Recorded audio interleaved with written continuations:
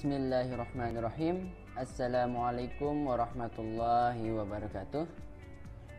Alhamdulillahirabbil alamin. Wassalatu wassalamu ala asrafil anbiya'i wal mursalin wa ala alihi wa sahbihi ajma'in. Amma ba'du. Yang terhormat Bapak dosen pembimbing mata kuliah Etika Profesi, yaitu Bapak Zainul Arifin MPD, dan teman-teman sekalian yang saya banggakan. Baiklah, dalam video saya kali ini saya akan menjelaskan sebuah materi yang merupakan juga tugas atau UTS dari etika profesi ini. Tema yang saya dapatkan adalah contoh etika profesi di bidang TI atau teknologi. Jadi pembahasannya ada 3. Yang pertama, pengertian etika profesi, contoh etika profesi di bidang TI teknologi, dan yang terakhir, contoh-contoh pelanggaran etika profesi di bidang IT. Langsung saja kita ke pembahasan yang pertama, yaitu pengertian etika profesi. Etika atau etik berasal dari kata ethos atau bahasa Yunani yang berarti karakter, watak kesusilaan atau adat. Sebagai suatu subjek etika akan berkaitan dengan konsep yang dimiliki oleh individu ataupun kelompok untuk menilai apakah tindakan-tindakan yang telah dikerjakannya itu salah atau benar, buruk atau baik. Etika merupakan sebuah cabang filsafat yang berbicara mengenai nilai dan norma moral yang menentukan perilaku manusia dalam hidupnya. Dan apa sih profesi itu? Jadi, profesi adalah pekerjaan yang dilakukan sebagai kegiatan pokok untuk menghasilkan nafkah hidup dan mengandalkan suatu keahlian. Berdasarkan pengertian tersebut, dapat dijelaskan bahwa etika profesi adalah keterampilan seorang dalam suatu pekerjaan utama yang diperoleh dari jalur pendidikan atau pengalaman dan dilaksanakan secara kontinu yang merupakan sumber utama untuk mencari nafkah. Lalu, etika profesi itu apa sih? Jadi, etika profesi adalah sikap hidup berupa keadilan untuk memberikan pelayanan profesional terhadap masyarakat dengan ketertiban penuh dan keahlian sebagai pelayanan dalam rangka melaksanakan tugas berupa kewajiban terhadap masyarakat. Etika profesi di bidang IT, informasi dan teknologi. Teknologi, informasi dan komunikasi bisa menjadi pilar-pilar pembangunan nasional yang bisa mengadaptasi di setiap permasalahan bangsa. Sebagai contoh, menyerap tenaga kerja baru, mencerdaskan kehidupan bangsa, dan sebagai alat pemersatu bangsa. Dalam mengaplikasikannya ilmunya atau menjalankan profesi IT bukan mudah dan bukan tidak sukar. Yang terpenting adalah kita mampu menempatkan diri pada posisi yang benar. Profesi IT dianggap orang lain adalah profesi khusus karena keahlian yang ia miliki, maka dari itu kita bisa menentukan, tapi dengan ikatan yang jelas.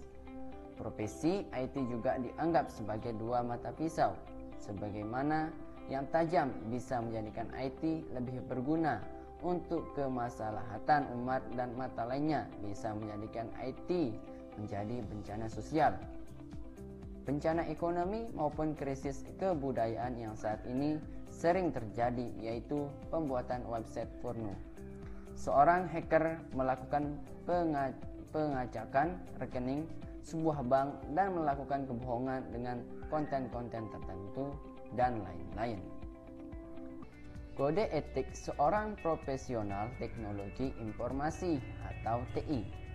Dalam lingkungan TI, kode etik profesinya memuat kajian ilmiah mengenai prinsip atau norma-norma dalam kaitan dengan hubungan antara profesional atau developer TI dengan klien, antara para profesional sendiri, antara organisasi profesi serta organisasi profesi dengan pemerintah.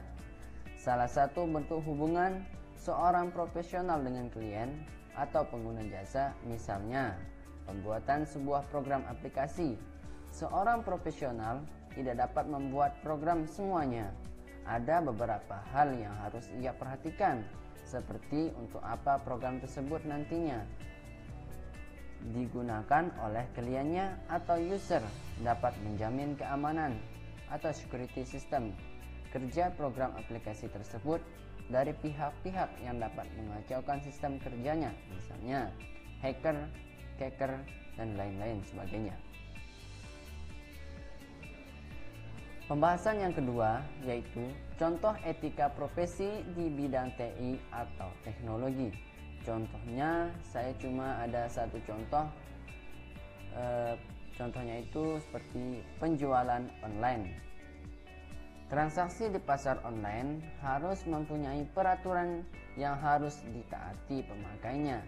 Dalam dunia maya, semua user atau pemakai yang menjalankan bisnis dan memakai fasilitas IT dengan penuh tanggung jawab atas apa yang dilakukan dengan dunia IT. Dengan demikian, tidak dapat menikmati kecanggihan dunia IT dengan aman.